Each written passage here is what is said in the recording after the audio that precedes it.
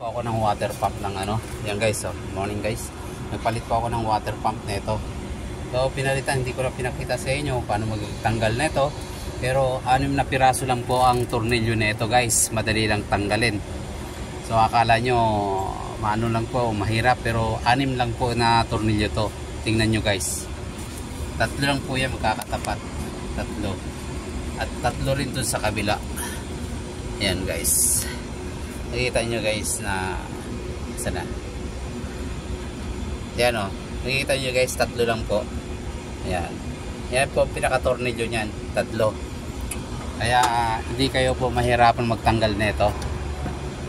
So, kaya nagpalit kami ng ano, ng water pump dahil nagkaroon na po ng leak. Sabi ng may-ari, nag-overheat siya at nagbabawas ng tubig. So nakita ko po yung ano niya, yung kanyang tubig tumutulo po rito sa may pinakabutas dito, sa may panakapan sa ilalim. May butas po yan dito. So tumutulo pa yan dyan. Kaya titingnan ko yung luma guys. Tingnan nyo yung luma. Yan guys, yung butas guys. 1 galon. Dahil? Mapi malo. Alhin? Wala. Ayan guys, ang butas guys. So, tingnan nyo guys. Ayan ba? Diyan ba nag-leak yan? Ito yung luma niya. Ayan, nagkaroon na siya ng ano, kakalawang guys. Ayan po yung luma.